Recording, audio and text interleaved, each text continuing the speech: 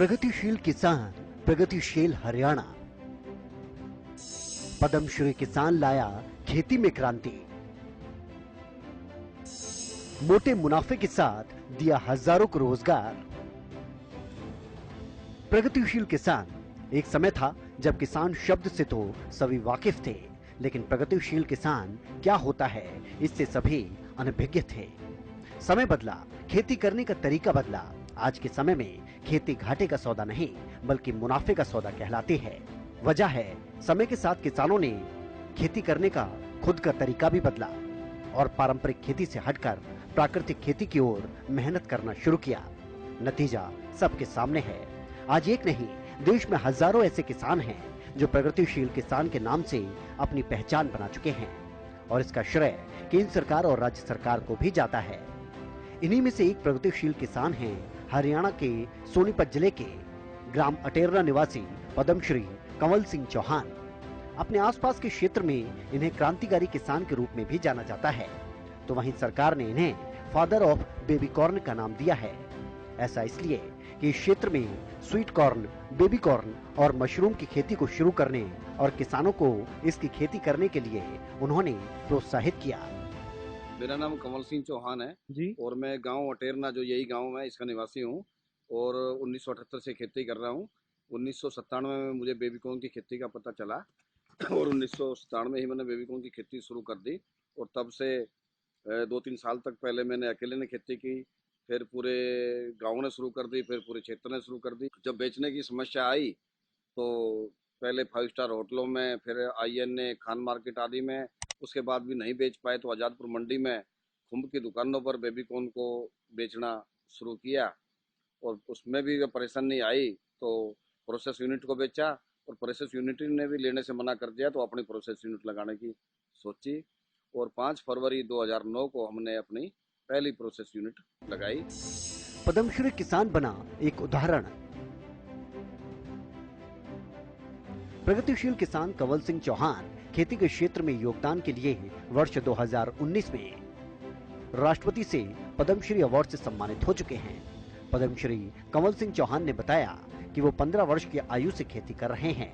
वो घर में सबसे बड़े थे और छोटी उम्र में ही पिता का साया उनके सिर से उठ जाने के बाद घर की जिम्मेदारी उन्हीं पर आ गई थी। एक दौर था जब वो कर्ज में डूबे किसान थे, लेकिन आज वो प्रगतिशील किसान बनकर उभरे हैं और करीब 200 लोगों को प्रत्यक्ष तौर पर रोजगार भी दे रहे हैं।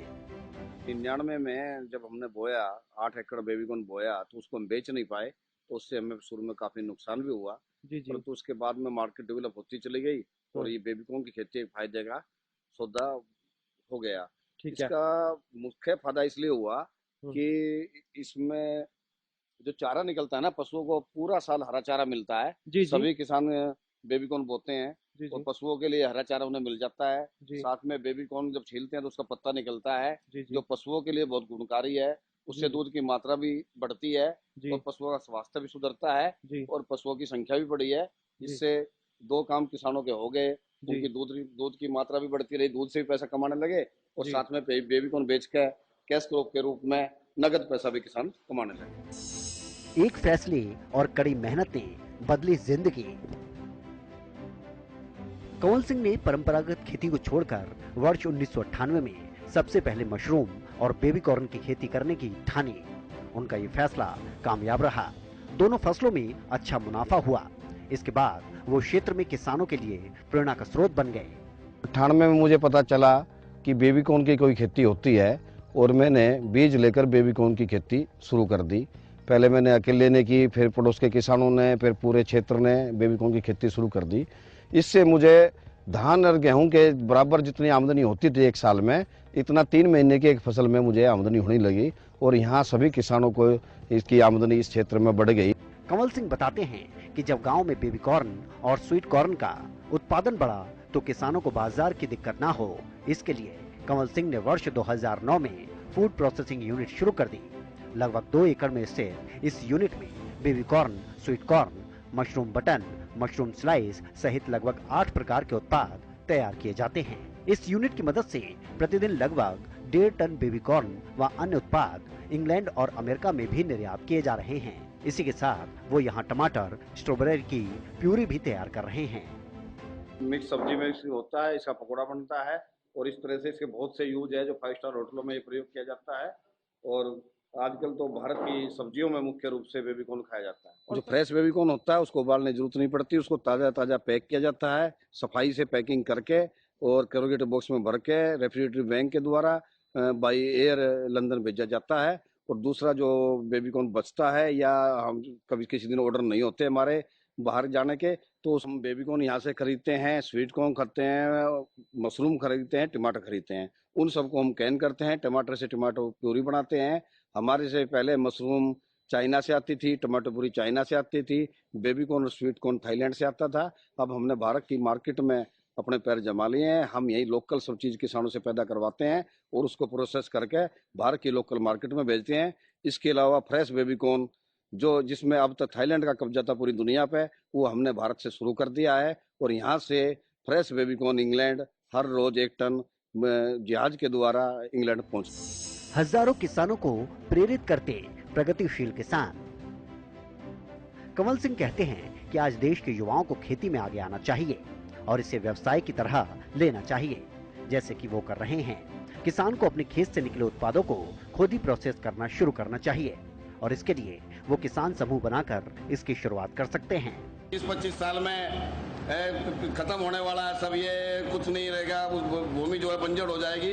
पर मैं मानता हूँ यदि 50 साल में हम यहाँ तक आए हैं, जिसमें हम कहाँ तक पहुँचे हैं, जो उत्पादन हम कर रहे हैं वो स्वास्थ्यवर्धक नहीं है, जो मित्र कीट थे वो खत्म हो गए हैं, किसान को खेती करने में कोई लाभ नहीं हो रहा है, तो हम आखिर पहुँच कहाँ रहे हैं और इसको सुधार करने की जरूरत क्या है।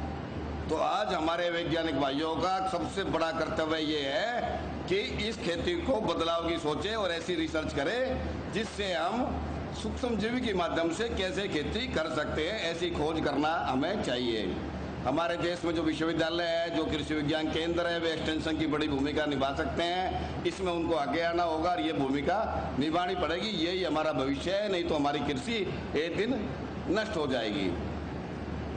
तो अभी आप ये देखते हैं कि भूमि जो पानी, हम गांव में रहते हैं और जमीन से कुएं का पानी पीते थे और नल का पानी पीते थे, वो क्या हो गया, बोतल का पानी पीना पड़ा या आरओ का पानी पीना, जो स्वास्थ्य के लिए इतना अच्छा नहीं है। हम हर दिशा में गलती कर रहे हैं, हर दिशा में गलत रास्ते पर जा रहे हैं और इसको हमें सुधारना होगा।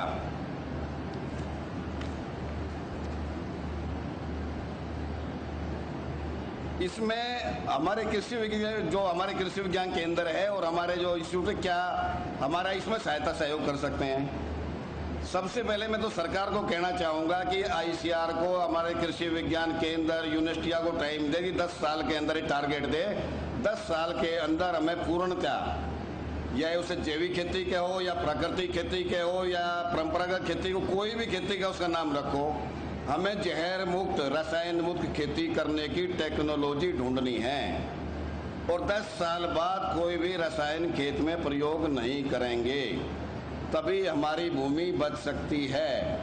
और ये काम हमें करना जरूरी है, ये आज की आवश्यकता है। ये सभी लोग आप जानते हैं, क्योंकि हमने अपने शरीर में अपना अस्वास्थ्यवर्धक भोजन खाकर बीमारियां पाल ली है और वे बीमारियों से मनुष्य को भी बचाना है, समस्त जगत में जो प्राणी जगत है उसको भी हमें बचाना है, अपने वातावरण को भी बचाना है। दूसरी तरफ आप देख रहे हैं तो जो जल के स्रोत हमारे जो हमारे गाँव में होते थे, आज क्या है, आज वे पानी से, गंदे पानी से भर गए हैं, उसमें पानी की प्लास्टिक की थैलियाँ तैर रही है। हम कहाँ जा रहे हैं?